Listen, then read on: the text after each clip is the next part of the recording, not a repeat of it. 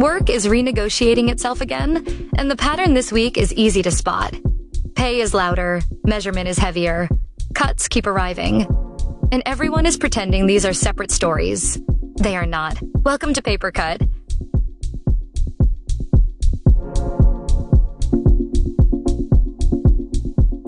Burnout has become a confidence problem. When people are worn down, they stop believing the company narrative. They assume more restructuring is coming. They treat every new initiative as an attempt to squeeze more output from the same headcount. That mood lands straight on compensation. Pay is not just an HR line item. It is the clearest language an organization has. When pay feels unfair or unclear, everything else sounds like spin. When pay is explained plainly, people may not love it, but they can plan around it. What makes pay tense right now is that it is happening alongside fatigue. If the workload is heavy and the outlook feels shaky, people are less patient with ambiguity. They want to know what gets rewarded, what gets promoted, and what is being protected. Even big, complex employers eventually face the same truth. If employees think the upside is being hoarded, the business pays for the argument elsewhere.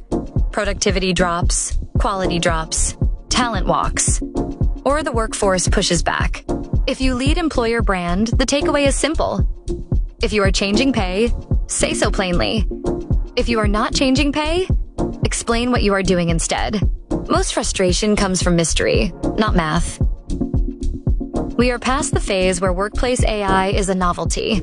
The more important shift is that AI is becoming a policy. Leaders want proof that AI is working. Workers want protection from being blamed when the tool is wrong. That tension creates dashboards, audits, and forced demonstrations of usage. And here is the trap. If you measure the wrong thing, you train the wrong behavior.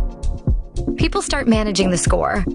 They use the tool in visible ways rather than useful ways. They avoid the messy cases where AI might genuinely help because the risk is higher. They do safe, performative use so they can say they complied. You can see the cultural version of this in how platforms are reacting to low-effort AI content. When AI output becomes cheap, credibility becomes expensive. People can smell generic language from a mile away. It looks polished, but it feels empty. That matters for employer branding because candidates read it as a preview of how you run the place. There is also a second layer here, which is how AI affects management itself. Some leaders are openly talking about reshaping management roles in the age of AI. That can be thoughtful. It can also become an excuse to remove support and call it innovation. If AI is going to change roles, it needs to come with clear standards. What counts as good use? What counts as risky use? How quality is owned? And how training is supported with time, not just links. Remote work is not disappearing. It is being renegotiated more aggressively. Some data points suggest remote work can support productivity. Some leaders remain determined to pull people back anyway. That is not a contradiction. It is a capability test. Hybrid work thrives when priorities are clear, communication is disciplined, and managers can lead through outcomes. Hybrid work collapses when teams rely on visibility rituals and constant check-ins to feel safe. This week's 4-day work results sit in the same bucket. A shorter week is not a perk. It is a redesign problem. You do not announce it, you engineer it. The organizations that pull it off do it by tightening workflows, cutting pointless meetings, and forcing clarity on what matters. The employer brand angle is that flexibility is only credible when it is operational. Candidates and employees do not trust slogans. They trust systems, service hours, response expectations, meeting norms, escalation paths. If those don't exist, flexibility becomes a fight.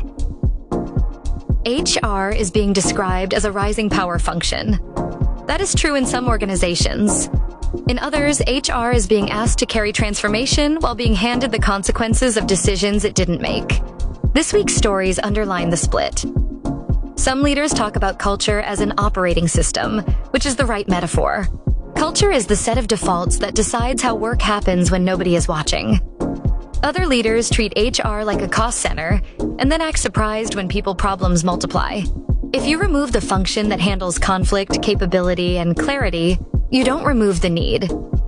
You just push it into the shadows. For employer brand, this matters because the brand is no longer what you say. It is what your systems do.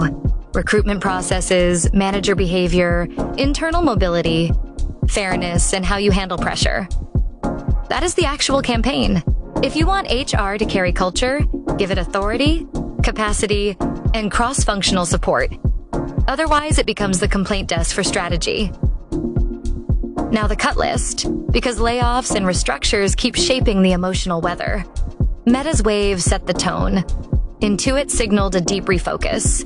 Standard Chartered put unusually blunt language around what AI is doing to corporate functions. Here is the employer reality. Layoffs are not just labor market events, they are trust events. They change how every AI rollout is heard, how every efficiency memo reads, and how every retention message lands. If you are cutting, communicate like an adult. Explain why. Explain support. Explain what happens next. If you are not cutting, don't hide behind silence. Silence reads as foreshadowing. The thread this week is not AI, or pay, or remote work. It is the bargain underneath them. When workers feel the bargain is tightening, they demand clarity. When leaders feel the bargain is tightening, they demand proof. If your only tools are monitoring and mandates, you get compliance without confidence. The strongest employer brands this year will not be the loudest. They will be the most coherent. Thanks for tuning in to Paper Cut. Don't let Monday catch you off guard. Subscribe now. See you next week.